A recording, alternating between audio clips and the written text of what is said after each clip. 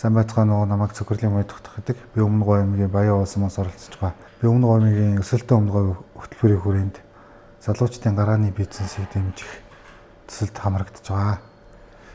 Энэхүү төслийн хүрээнд уламжлалт гар урлалыг түгээн дэлгэрүүлэх зорилгоор сурыг шүлжиж, азар ногт хөмөлдрөг, удраг гэх мэт морины хэрэгслүүдийг хийж байгаа.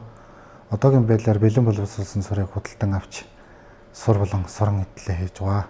Одоо болохоор сурыг бол өөрөө үйлдвэрлэх зорилгоор малчтаас шууд төвхөн эдийг худалдан аваад тэрнийг эргэж боловсруулах, малын арьс шир үнгүүдлэлтийг эргэн боловсруулах, сайжруулах, бэлтгэн нийлүүлэх зорилготой ажиллаж байна.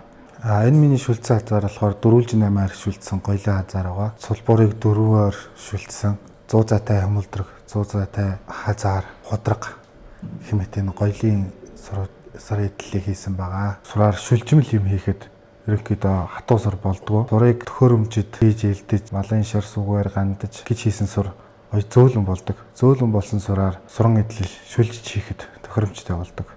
Энэхүү төсөлд хамрагдсанаар сур элдэх тоног төхөөрөмжтэй бол морин дуртай Монгол түмэндээ бэлтгэн нийлүүлэх зорилготой ажиллаж байна. Энэхүү төслийг минь дэмжээрэй.